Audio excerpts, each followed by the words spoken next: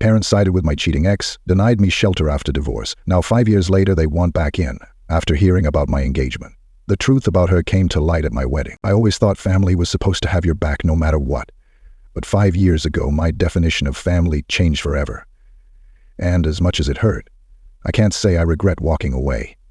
Because today, as I stand here at the beginning of a new chapter in my life, the truth has finally come full circle. 5 years ago, I was living what I thought was a dream.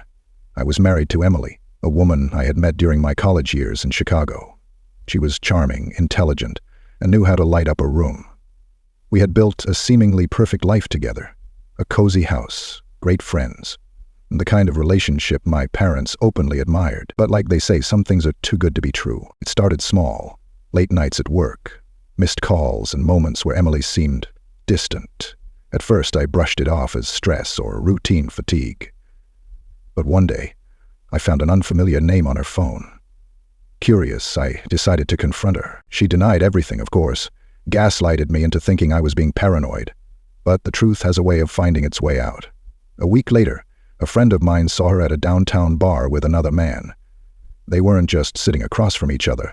They were holding hands, laughing, completely oblivious to the world. When I confronted her again, Emily didn't even try to deny it. She simply shrugged and said, "I've been unhappy for years." It felt like the ground had been pulled out from under me. After the fallout, I turned to my parents for support. They were the people I trusted most, the ones who had always been my rock. But when I told them about the divorce and Emily's affair, their response stunned me. "Are you sure you're not exaggerating, Ryan?" my mom asked, her voice filled with doubt. My dad chimed in, "Emily's always been a sweetheart. Maybe you weren't giving her what she needed." I couldn't believe what I was hearing. My own parents were defending her. Days turned into weeks, and instead of the emotional support I needed, I found myself being guilt-tripped for considering divorce. "Think about how this will look to everyone," my mom said. "Emily's practically part of the family." When I finally went through with the divorce, my parents refused to let me stay with them. They said I was being irrational and needed time to sort myself out. So, with nowhere else to turn, I packed my bags and moved into a dingy apartment across town. Those first few months were the hardest of my life. I worked long hours just to make ends meet and spent my nights questioning every decision that led me to that point.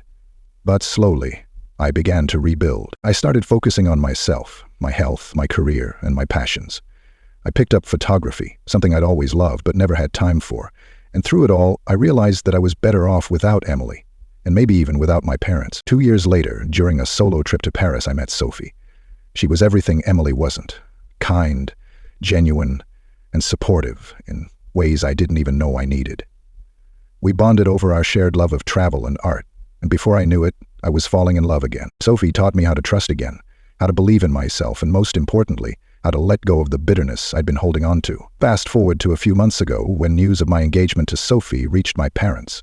After years of silence, they suddenly wanted to reconnect. "We just want to make things right, Ryan," my mom said over the phone, her voice trembling with emotion. Part of me wanted to forgive them, to let them back in. But another part of me couldn't forget how they had abandoned me when I needed them most. The day of the wedding was perfect, or so I thought. Sophie looked stunning, the venue was breathtaking, and for the first time in years, I felt at peace. But as the evening wore on, an unexpected guest arrived. Emily. She was visibly drunk, stumbling through the reception hall and causing a scene. At first, I tried to ignore her, but then, in front of everyone, she blurted out something that made the entire room fall silent. "Your parents knew," she slurred, pointing a shaky finger at me. "They knew about my affair. I told them months before you found out." The air seemed to leave the room. My parents, sitting at a nearby table, looked horrified. I couldn't believe what I was hearing. My parents knew? They had known all along and still chose to side with her? After the reception, I confronted them. My dad tried to deny it, but my mom broke down in tears. "We didn't want to lose her, Ryan," she said. "We thought she was the best thing that ever happened to you." Her words felt like a slap in the face. "The best thing that ever happened to me cheated on me and tore my life apart," I shot back. "And you chose her over your own son." That night, I made a decision. I told my parents that while I forgave them, I couldn't let them back into my life. Not yet. Maybe not ever. As for Emily, she left the reception in disgrace, and I haven't heard from her since. Today, Sophie and I are starting a new chapter together. A chapter built on love, trust, and the lessons of the past.